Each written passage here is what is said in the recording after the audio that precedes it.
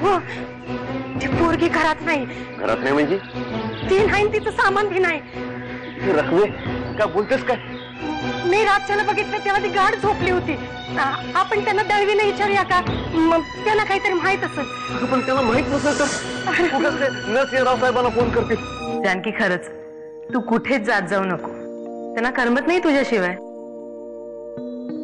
अगं 2-3दा तर त्यांनी मला जानकी म्हणून हाक मारली. आता आता हे सगळं सांगण्याची काही गरज होती का? नाही नाही, असं कसं? मला कळलं पाहिजे ना माझ्या नवऱ्याचं माझ्यावर किती प्रेम आहे ते. मी सांगते ना तुला, त्यांचं तुझ्यावर खूप प्रेम आहे. तू पोचलीस ना व्यवस्थित, आता काही काळजी नाही. आता स्वतःची काळजी घे आणि काही लागलंच तर लगेच मला फोन कर. हो हो, मी फोन करीनच. आता तुम्ही काळजी घ्या. म्हणजे आर्यन बाबा गोव्यात नाही?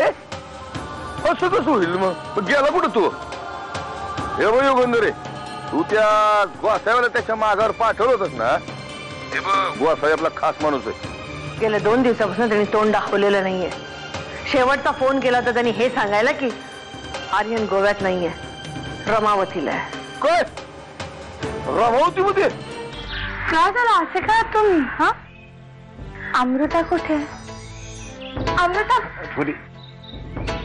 अमृताताई घरात नाही आहेत.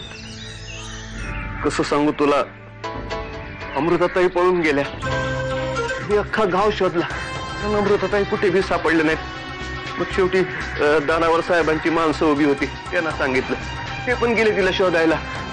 मला का नाही सांगितलं तुम्ही आधी? मी आता आर्यन, वामन दादा, वामन दादा, अहो अमृता आणि आर्यन काय? मला सांग, आपण तरी काय करणार? हे बघ, आपण हे सगळं मुद्दाम तर करत नाहीये ना. परिस्थितीच अशी आहे की आपल्याकडे पर्यायच नाहीये. एकदा आपलं लग्न झालं ना की नक्कीच ही दोन्ही घरं पुन्हा एकत्र येतील. अमृता,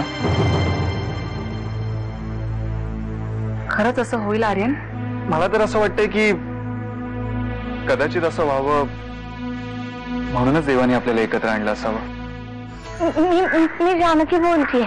जानकी, मी मला तुमच्याशी थोडं महत्वाचं बोलायचंय. जानकी, मी खूप घाईत आहे. मीटिंग साठी चाललोय महत्वाच्या. नंतर करेन फोन. हॅलो आत्याजी. अमृता, हा अगं मोठ्याने बोल बाळा, मला ऐकू येत नाहीये. हॅलो आत्याजी, तुला ऐकू येते का? अमृता, अमृता नाही ऐकू येत आहे का काही? जना काका, हा तुझा गोवा आहे रे पट्ट्या.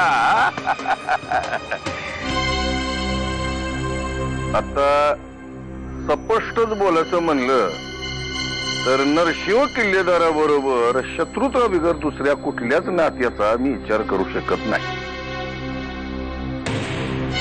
पण आता तुम्हा दोघांचा निर्णय पक्का झाल्यानंतर मी काही नाही म्हणायचा नाही.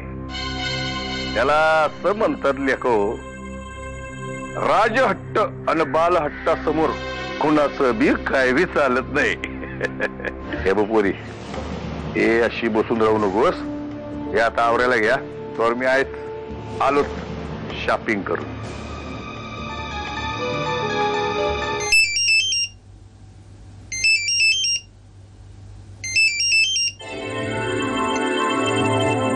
हॅलो, एक आनंदाची बातमी द्यायला फोन केला होता.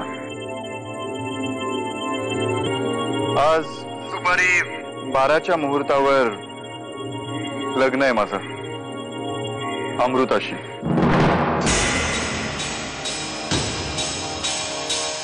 तू दारू प्यायलाय? काही काय बरं येतोय? तुम्हाला जे समजायचंय ते समजा, पण मला असं वाटलं की ही आनंदाची बातमी मी सगळ्यात आधी तुम्हाला द्यावी म्हणून फोन केला.